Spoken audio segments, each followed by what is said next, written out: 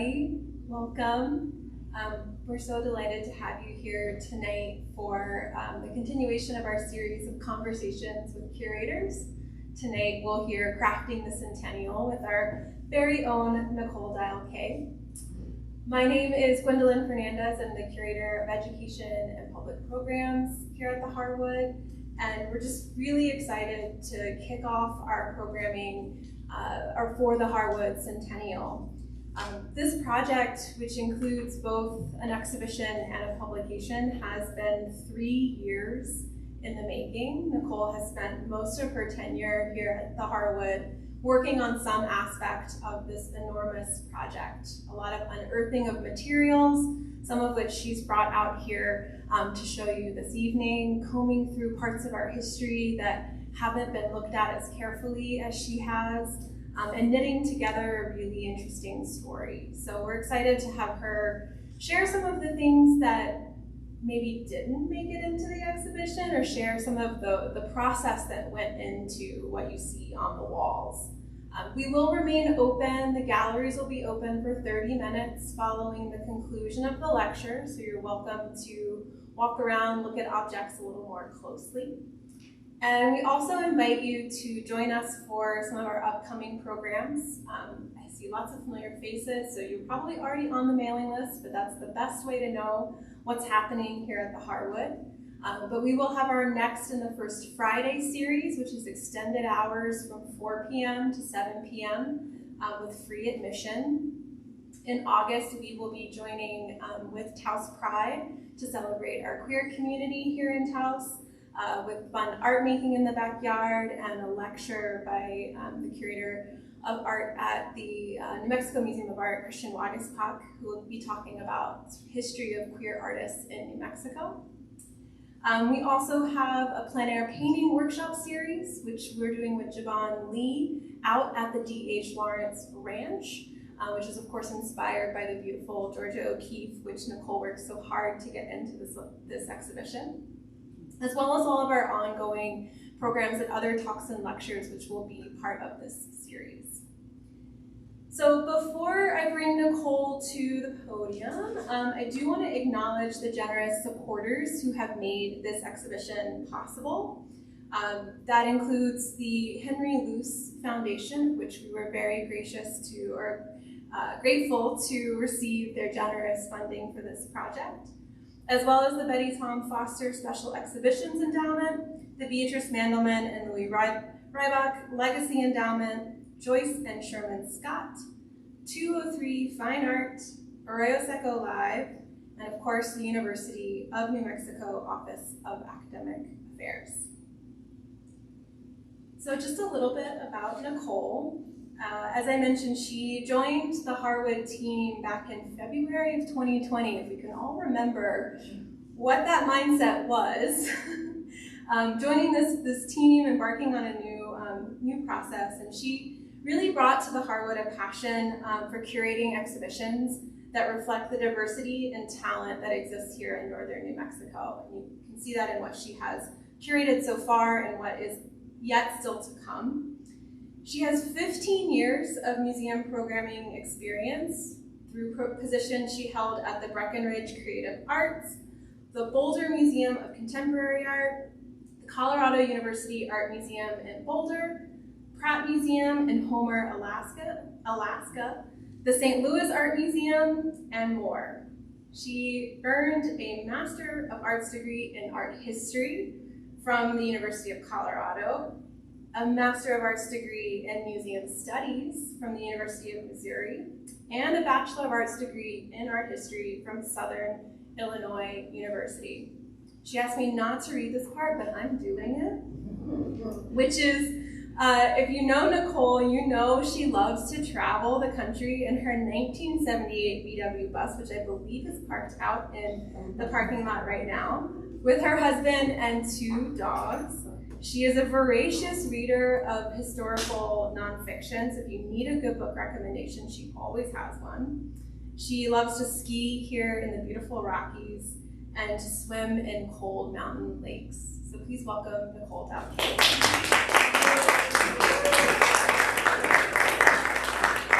Thank you, Gwen. Thank you everyone for being here. This is really a lecture for the super nerds, so I'm so appreciative y'all are here. As Gwen mentioned, this has been 3 years of research, and we're gonna get into the nitty-gritty methodological research techniques and archives that happened. So I'm so appreciative you are here to hear about it.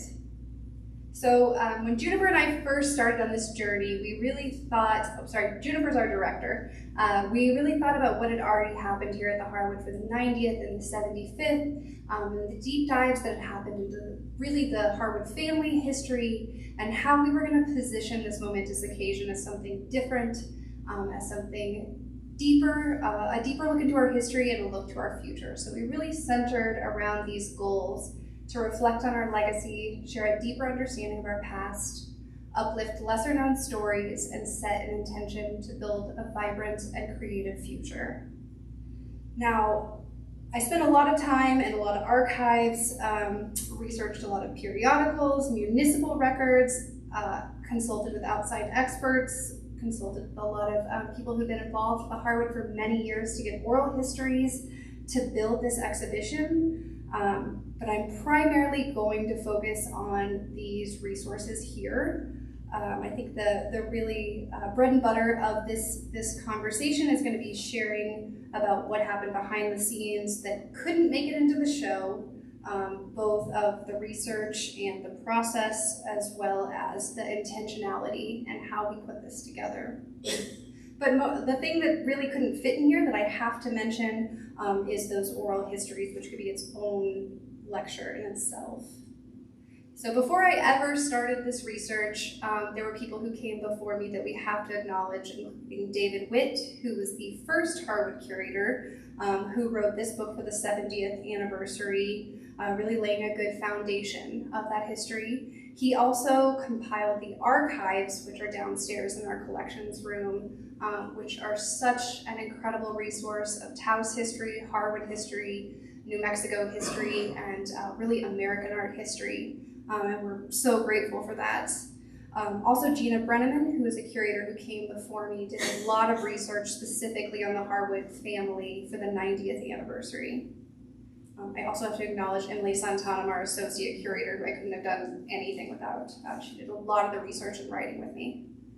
So this is when art started in Taos, right? Well, before, just a bit. Who knows this story? Good. There are some problems with this as our origin story, but I'm going to give just a little overview for those who don't know.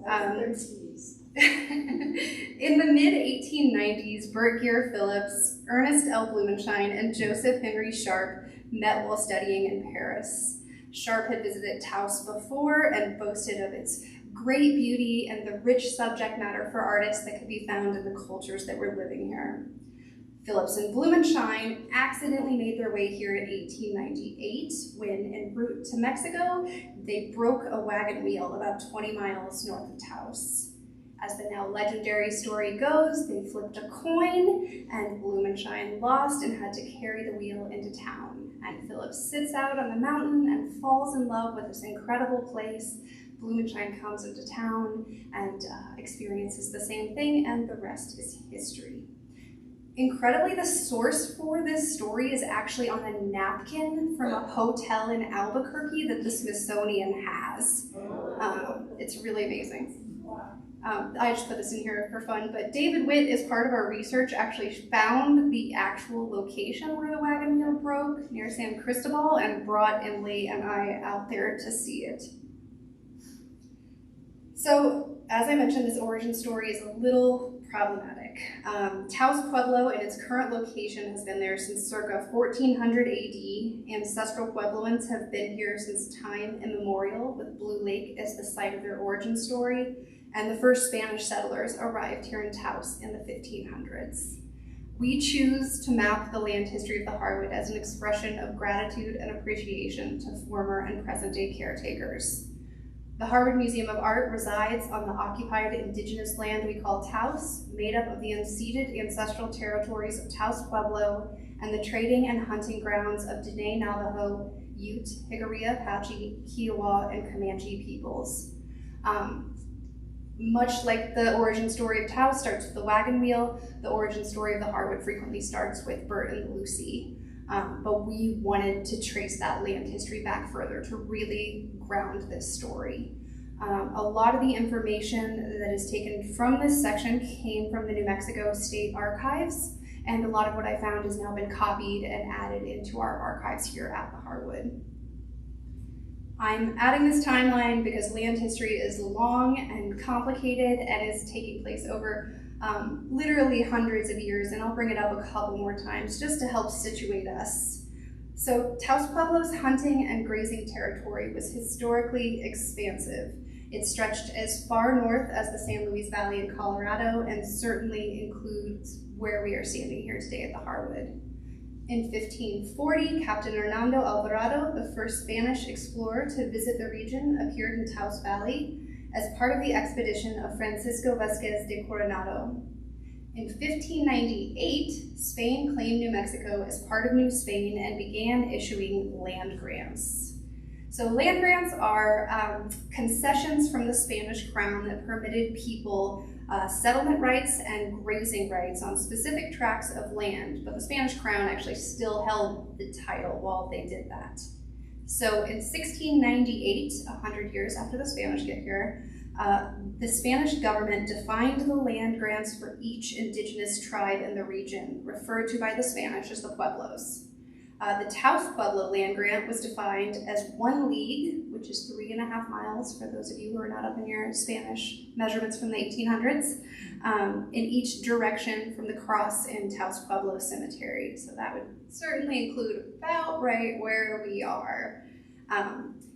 This document is actually part of a series of documents from all of the Pueblos. It's actually quite beautiful with the calligraphy. It's from 1858. And these 3 pages where they outlined the land allocation for Taos Pueblo. It's actually a fascinating document. And I should say they revisited the legitimacy of these Pueblo land grants later in about 1858. And they said there is evidence that the Pueblo leaders did sign these documents, they agreed to it. However, we don't really know what kind of pressures those tribal leaders were facing, and we don't really know how the commodification of land was really explained. So I think that really should be taken into account when we look at documents like this. In 1796, so another 100 years, alcalde or mayor Antonio Jose Ortiz established the Don Fernando de Taos land grant, which I'm going to call the Don Fernando land grant from now on to save myself a lot of talking. That included the Harwood property and named 63 families who were permitted to occupy the land just south of the southwest corner of the Pueblo land grant. And this is actually from that document. So the next 50 years are quite tumultuous. In 1821, the Mexican War of Independence shifts New Mexico to Mexican rule.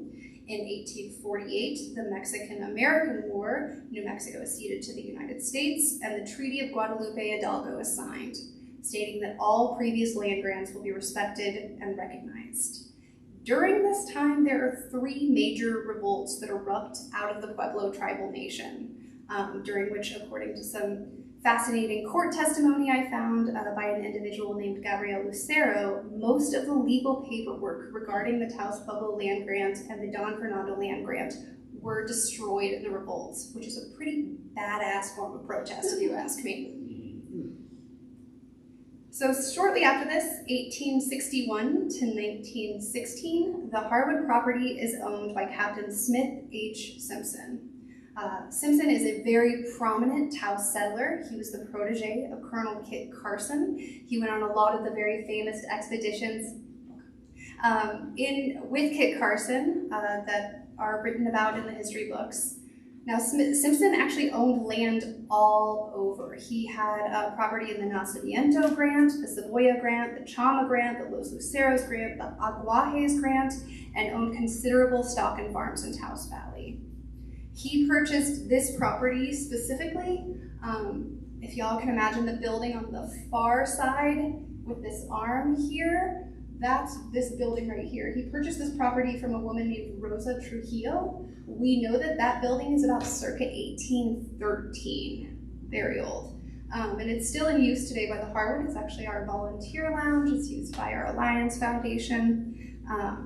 Pretty incredible. So Simpson buys that property from Rosa Trujillo. Then he buys the property that sort of extends from there to almost where we are from an individual named Jose Gavino Martinez. And then one more plot of property that includes the Alcalde, but I'm not sure of the name of that seller. But he owned the complete footprint of the Harwood by the time he was done buying property. This is where my research takes a little bit of a turn, and we have to look really close at this. Simpson, along with his neighbor Juan Santisteban and others, filed suit against the U.S. in the Court of Private Land Claims on February 28, 1893, to secure formal recognitions of the boundaries of the Don Fernando land grant after reported disputes from neighbors on the Pueblo land grant, stating that the Don Fernando residents had encroached on their property knowingly and maliciously. Remember, the Pueblo land grant is coming right up to here. This is one of those documents. You can see Simpson's name. I also brought up several others because there's actually over 20 legal documents I found around this.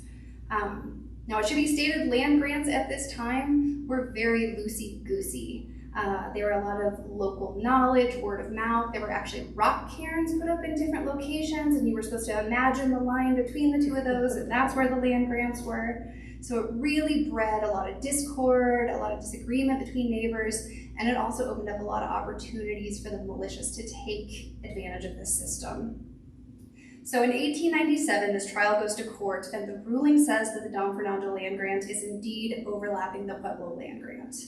The Court of Private Land Claims states that the Don Fernando residents need to return to the original allotment with proof of connection to the original 63 families. It specifically states that any allotments that are on the Pueblo land grant must be returned. Now, you would think they would enforce this and this would be the end of the story and things would return, but that is not what happens. In 1901 and in 1915, after continued disputes, they sent out different surveyors. I searched for the blueprints of these surveys, and I never found the 1901 one, and I never found the 1915 one. And then in a turn of events that is very indicative of how this process went, our facilities team was cleaning out the wood shop. They found a bunch of rolled up, very old documents, and they said, "Do you want these?" We took them downstairs and I rolled them and found the 1915 land survey. I've had several historians contact me since asking where we got that, if they can have it. It's now the first document in the exhibition whenever you walk into Foster, and you can actually see where those landlines are on it.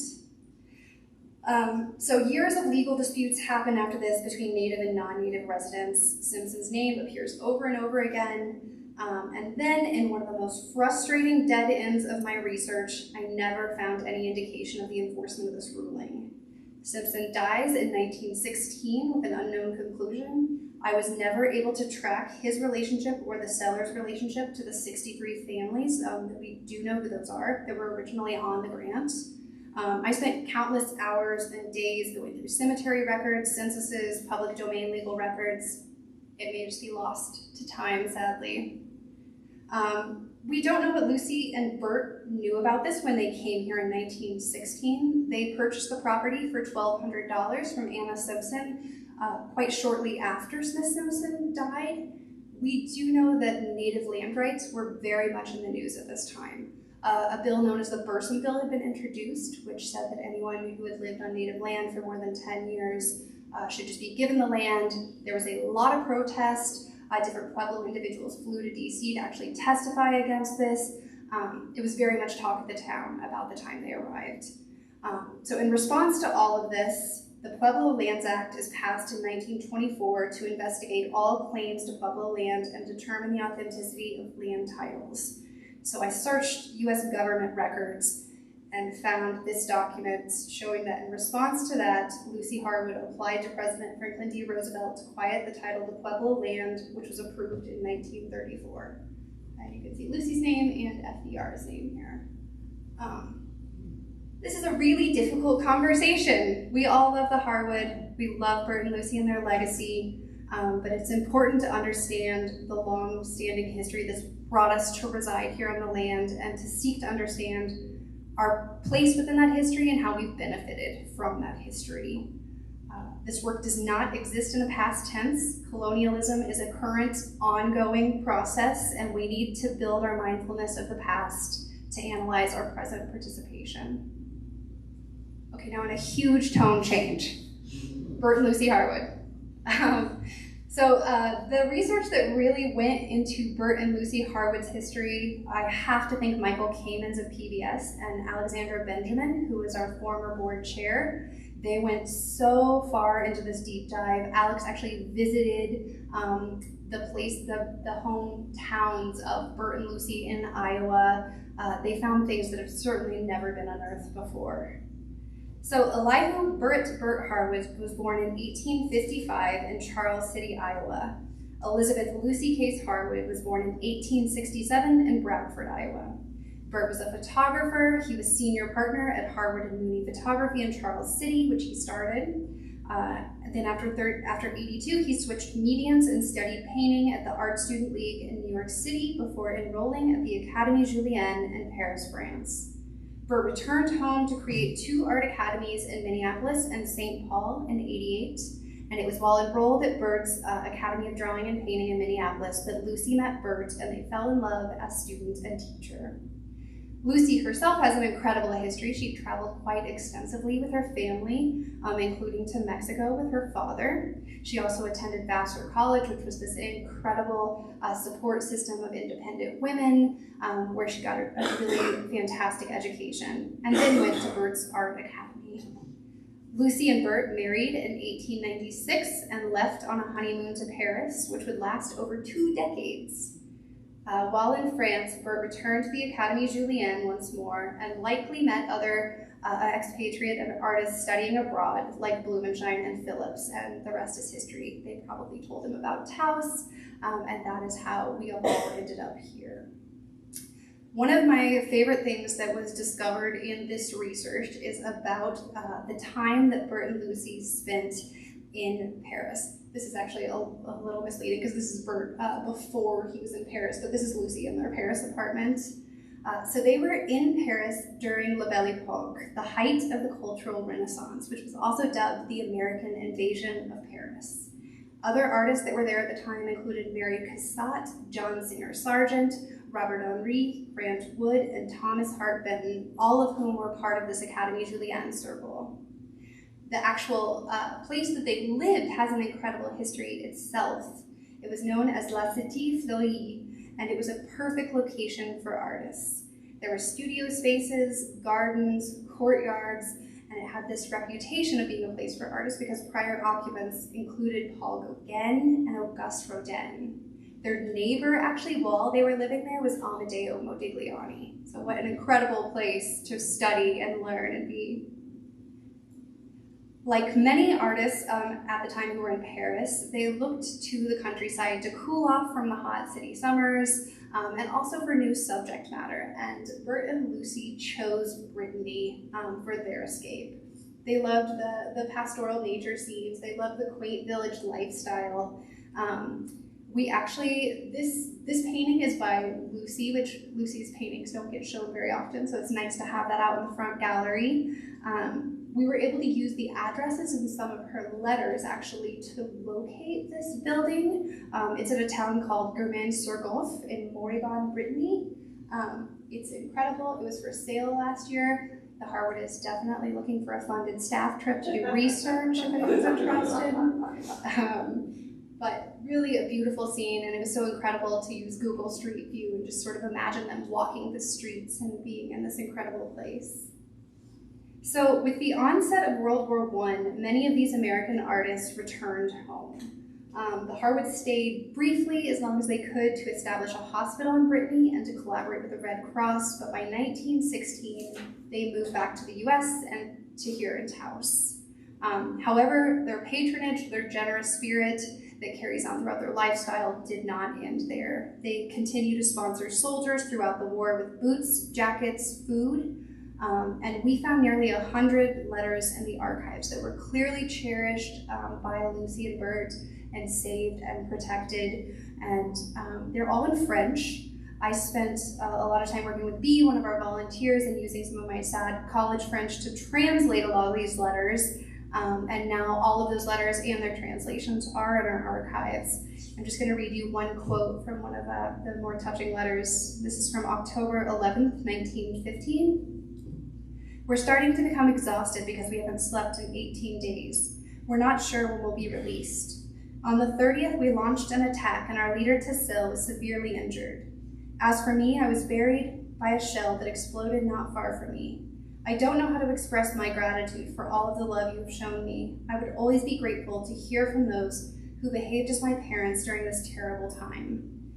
All of them are like this. They're so moving, they're so emotional. There's some really from the very early years of the war in which soldiers are like, "I'm sure this will be over soon," that are really difficult to read knowing they still have years left of this.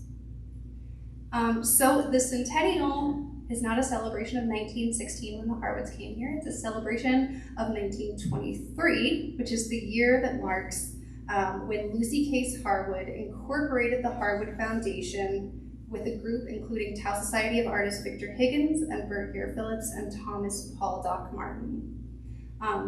Probably the most informative thing that I did to prepare for the Centennial was read 100 years of board minutes, which was actually more exciting than you would think depending on who was in charge, not the years Dole Reed was in charge. One of the most amazing through lines that really took place as I was going through it was that this place was created by artists and it was run by artists, and that's been the truth for the entirety of our existence.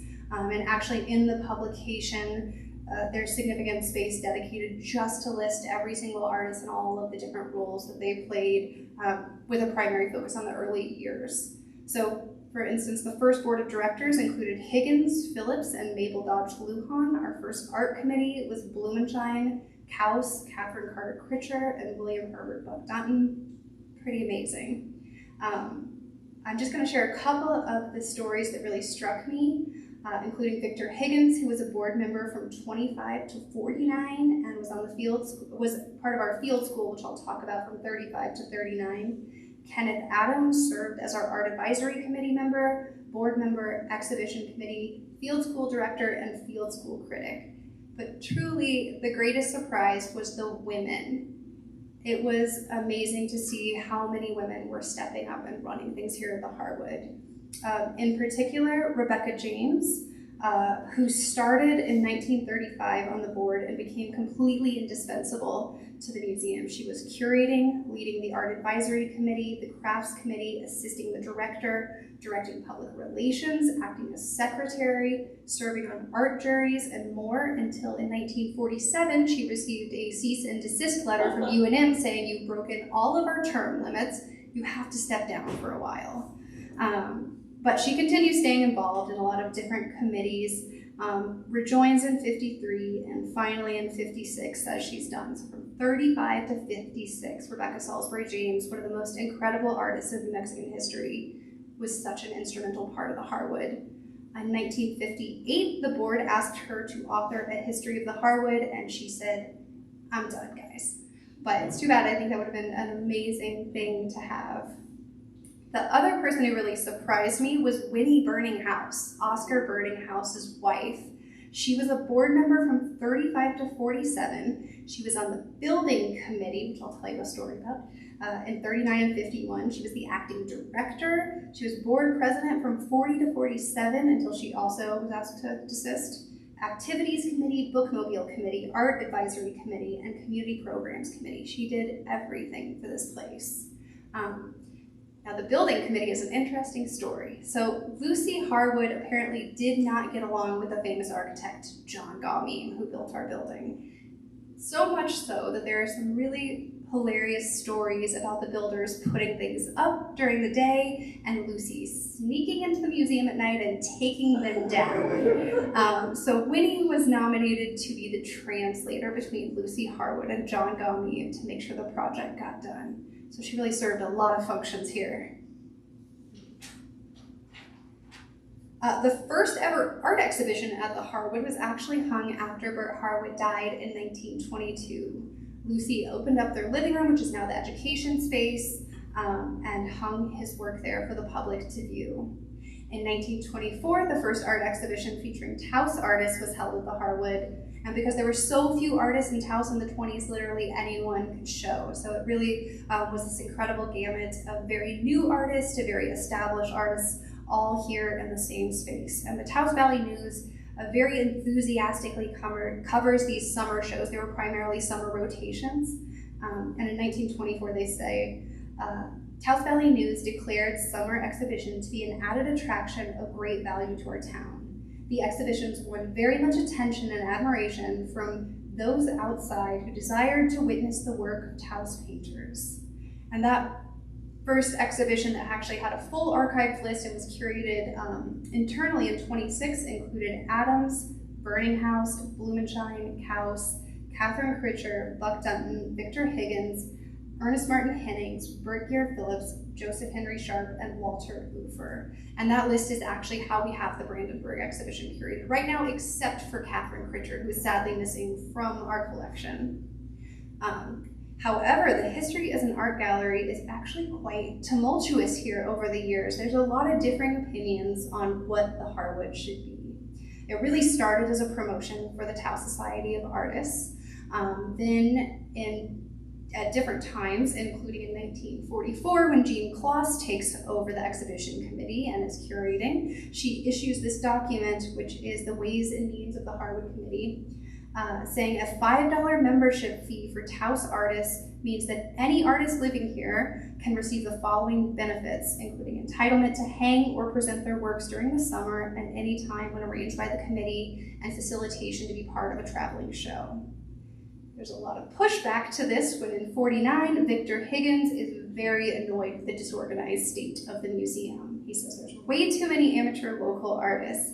He resigned as chairperson of the art committee and sent a strongly worded letter suggesting how to tighten things up and be more professional, including a much stricter art committee.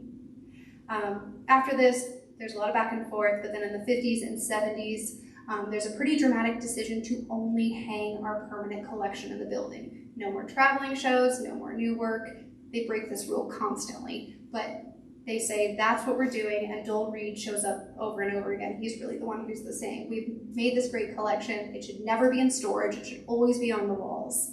Then there's pushback in the 70s, which resulted in a new wing called the Imhoff Gallery, which was meant to introduce rotating prints. I love these stories because I've been here for 3.5 years and I've heard these exact same conversations the entire time I've been here. Should Taos show local artists? Should we bring in artists from out of state to inspire artists? Should it be emerging artists? Should it only be Taos Society of Artists? I think it's just our destiny to always be pulled between these things. Now, some of my research could not be found in the Harwood archives, and there are specific reasons for that. First, I will talk about the UNM Summer Field School of Art, which was a University of New Mexico program that took place at the Harwood Museum and that began in 1929 and continued until '56. That's really incredible because the Harwood wasn't gifted to the university until '35. So years before that, we were part of this university system. Now, the field school program was the genius idea by President Zimmerman over at UNM. He was hoping to boost enrollment and then later take advantage of the GI Bill money that was going through the country. So he decided to start 2 field schools, a field school of art here in Taos and then a field school of archaeology at Chaco Canyon, which is actually still running. It was a great idea. It was so successful. I love this image. This is Burning House teaching a student, and it says, learning to paint at Taos. They also study cooking, so don't worry about that woman. She's good. So the reason that this wasn't really in our archives is because it was in UNM's archives. We found a lot of the information here from microfiche newspapers from the newspapers, and that's really where we put together this history. So for much of the field school's history, students were housed at the Harwood in the Alcalde building, which is the building here. which also served as class headquarters. Students spent their time venturing to mountains and picturesque valleys to paint in plein air, while guided by visiting artists and critics. The list of artists that are involved is really incredible. Some of the greatest artists in the country were here working together, critiquing each other's work, sharing their expertise, and that included Kenneth Adams, Emil Beestrom, Burning House, Blumenschein, Higgins, Joseph Henry Sharp, Andrew Dosberg. Agnes Martin actually was a student one year and a teacher the next year. I think this may have been the most beautiful moment in Harwood history. There were so many artists here. They were working together. It was so full of life. They were showing their work. I'll read one quote from the Lobo News that I just love. This is from September 8th, 1933. Picturesque Taos was the setting for the School of Painting conducted by the University of New Mexico from June to July.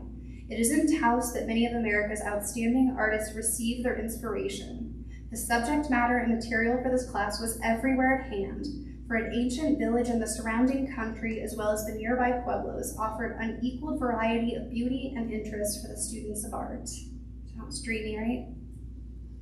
I did find one thing in the archives that may be of the most importance, sort of on an international scholarly level. This image of Agnes Martin, on the back, it says Agnes Martin, 1947, Ladue Street. I believe this is where the parking lot is now. There used to be a wall there. And it also says, this one is in faculty show, is the one I want to send, Agnes Martin. 1947 is the first year that Agnes Martin ever showed an artwork in an art museum, and that was here at the Harwood as part of the UNM faculty show. We were never able to find this exact work. Knowing Agnes, she almost certainly destroyed it.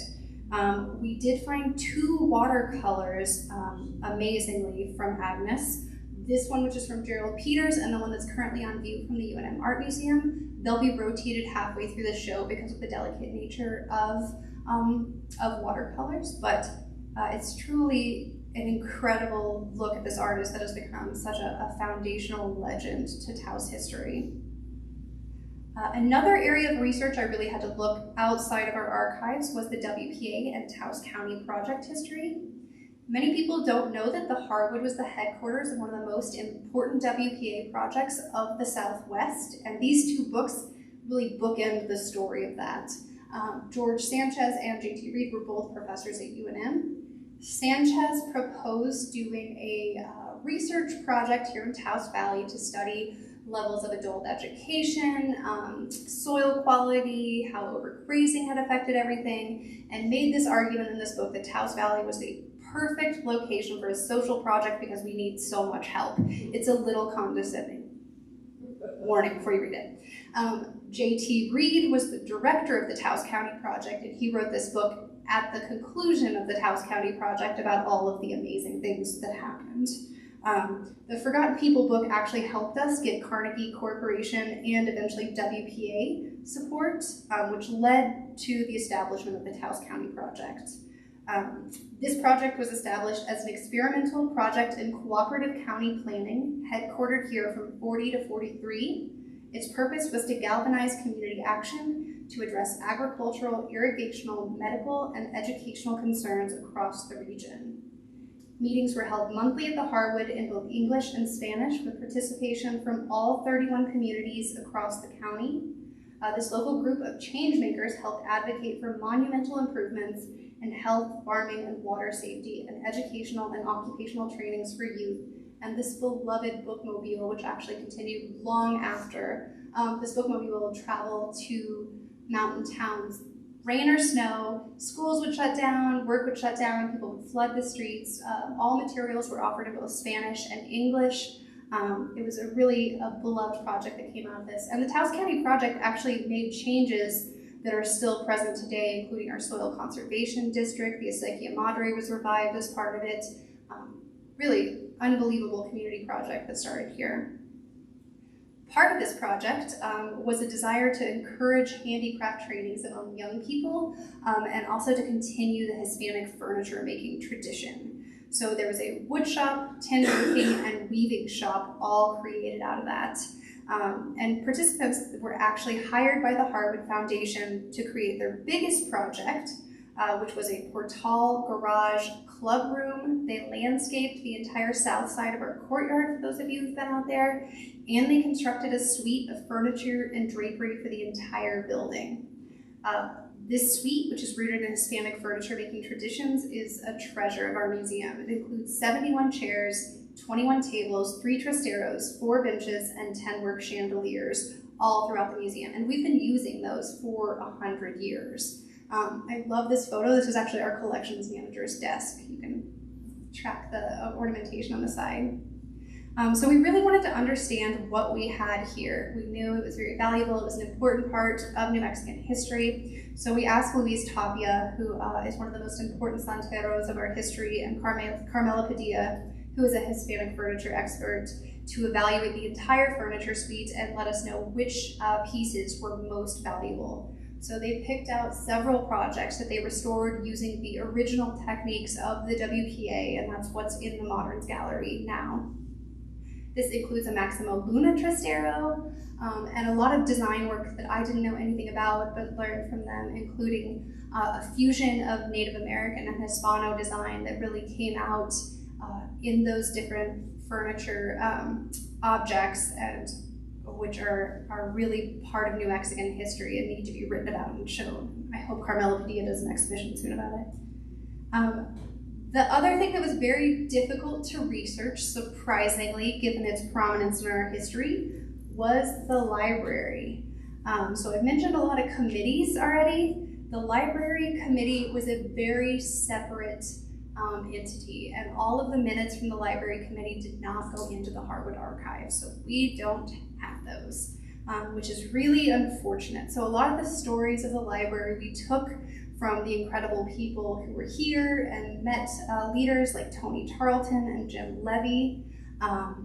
The Harwood was actually Taos's only public library for over 60 years. When Lucy realized the town didn't have a library, she began offering her personal collection on her front porch, which became a huge gathering space for community members. Mabel Dodge then jumped in and contributed her own collection, which was incredibly rare books, which we're so lucky were part of our history. Many of the gifts were actually from the esteemed authors themselves. The primary function of this building really was as the library until it moved out in '96 across the street to the beautiful building that's there now. And so many people in this community have come up to me and told me about their memories here, told me about the cherished times they had in this building. So we really wanted to work to sort of recreate that feeling. So if you go into Brandenburg right now, those 3 Varellas are still in that space where we put them. The books are in the same space, the Higgins is in the same space. And then that coat rack over there, our facilities person found and also placed back in the hallway, just to be super on point. So when the library moved, there's a sort of an interesting thing that happened with the books.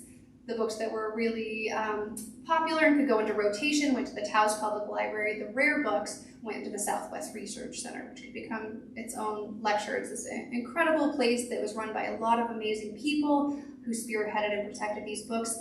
Those books are all now at UNM Taos Library, and I wanted to bring those books back here for this exhibition. So I went through as many board minutes where I could find references to books that Mabel was bringing in. The library also generated a list, and we went through and picked a lot of first editions, books that we thought were probably gifts of artists, and brought, I think there were 10 bankers boxes over here, which were a lot. But what none of us knew, including the librarians, is what our preparator found when he started pulling the books out and doing just an object checklist to check on everything was here and the condition was okay. And that is that many of these books have inscriptions from the artists to community members, to Mabel. Really, I don't think they've ever been documented anywhere. They're really mind-blowing. We have inscriptions from Willa Cather, Carl Van Vechten, Mabel Dodge Lujan, tons from D.H. Lawrence, including a hilarious note to his doctor. It's really amazing, and our wonderful programs team has actually put together a program where we're going to be pulling these books out. I think the first one's on Friday. Yeah. So you'll have to come see them. They're really treasures of Taos history that surprised us in this. This place is made up of artists, as I mentioned. It's run by artists. Great legends have passed through here, but one of my favorite parts of this process was tracking the legends that were a lot harder to nail down. Taos is full of a lot of stories, and some of them are knowable and a lot of them are unknowable, and that is the same with the Harwood. I'm just going to tell you about a few of my favorites, but we have to go back to Beck James to talk about this.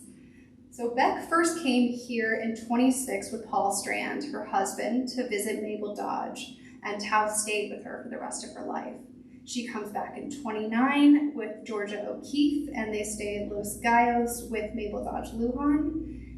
However, the famous nature of Mabel Dodge quickly encourages them to seek other locations to live in late 1930 when they return, and Beck comes to live at the Harwood Apartments. This photo is the Great Taos Poker Society of the Harwood. You can see Beck James dressed up as a nun, her husband wearing a mop on his head, Bill James. Looks like a really great time at the Harwood, actually. But Beck was really holding court here, and all of her famous friends, including the Stieglitz Circle, were coming to visit her here at the museum. This is Beck's work that is in the show right now, which is called Sea and Water.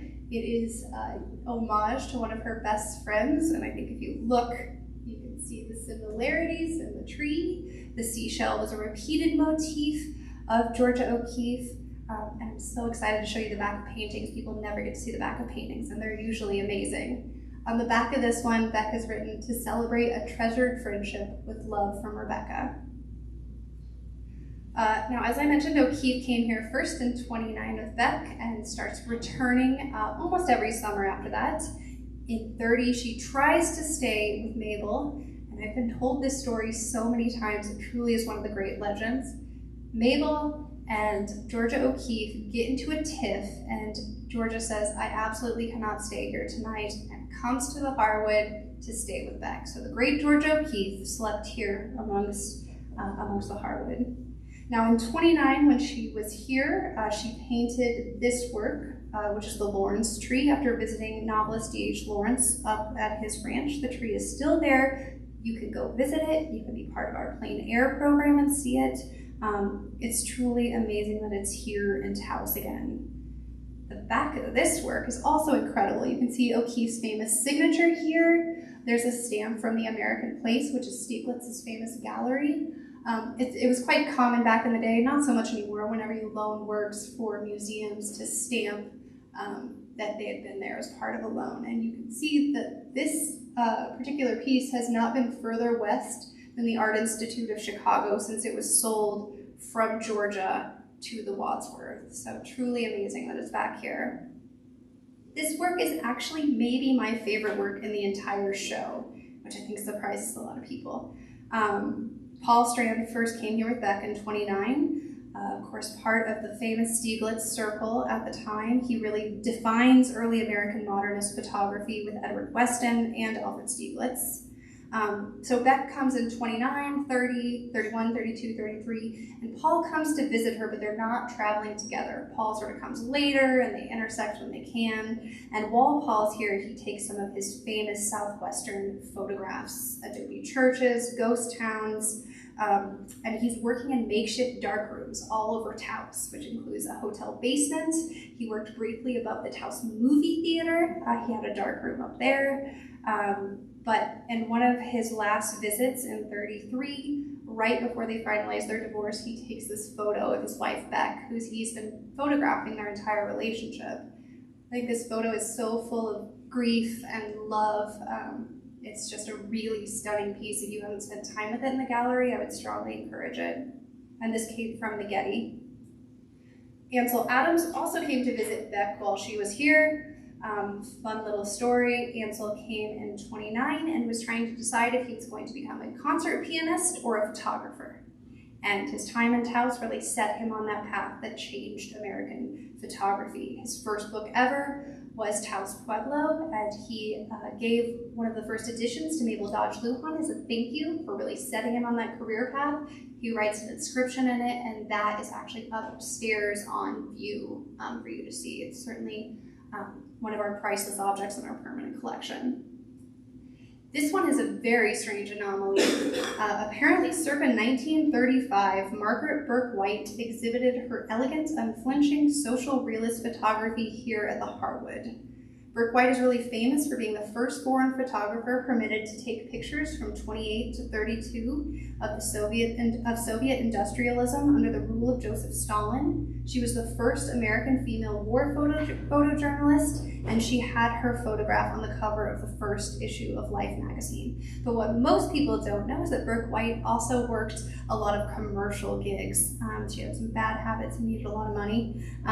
One such commission was for the Trans World Airlines, which brought her to New Mexico, where her assignment was to capture the beauty of the Southwest and to encourage potential travelers. So it was during this time when she shot this photograph that she showed here, and this is the photograph that's in the exhibition. It's unlikely that this is what she exhibited because she would have had to produce that, but we don't actually know. The board minutes have one single line that says, "Exhibition, Margaret Burke White." Don't know if she was here, don't know who arranged it, just know that this exhibition happened. This is my favorite legend because we actually found so much information around Elaine de Kooning. So as I mentioned, from the 50s to the 70s, there was this strict lockdown, no outside artists, only permanent collection, but one rogue board member decided he was not going to have that. So he learned that a UNM visiting artist, Elaine de Kooning, was coming into town and had read about how she was one of the most important abstract expressionists of the day. So Eric Gibbard went to Elaine and said, "You can have a show at the Harwood," and that opened on January 17th, 1959, with de Kooning herself in attendance. And this really sets off a lifetime of a relationship between de Kooning and New Mexico. She visits several times, including for Georgia O'Keeffe's 71st birthday. She gets involved in native land rights, which she carries on throughout her life.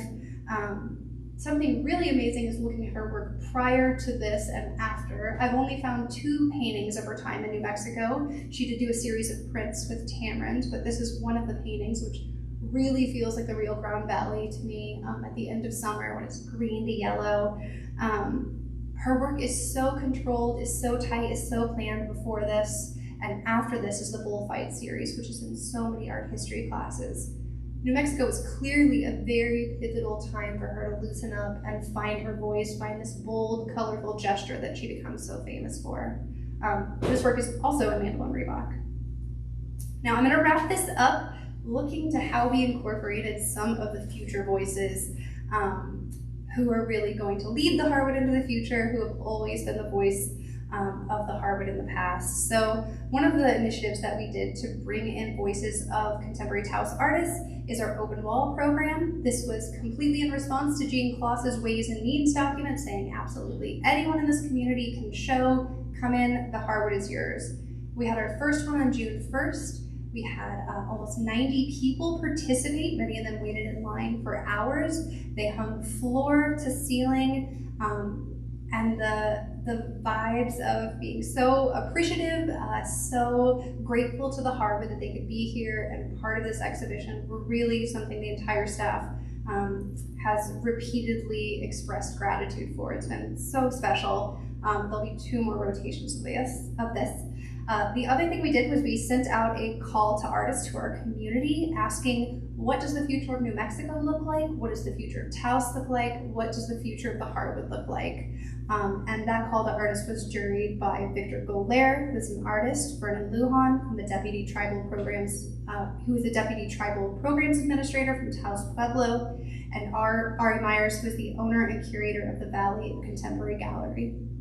After a lot of deliberation, the jury chose Seeds of the Future by Lynette Houses, who is Taos Pueblo, Chiricahua Apache, and Dene, and I'll let her speak for her project.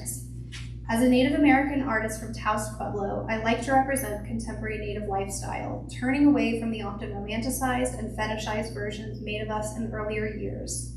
I like to paint portraits of Native people in their element today, living both in the modern world, while carrying on our traditions of thousands of years. This installation portrays 3 young Taos Pueblo women and a baby, spending time together and looking after the next generation, ensuring the future. I love this as our concluding sort of slide. This place has always been for the artists, will always be for artists, and I'm really grateful to be part of this telling of that history and to be part of the Centennial. I brought some archival documents if you all want to see some of the French letters, some of the land grant issues, and some of the historic board minutes. But thank you all for listening.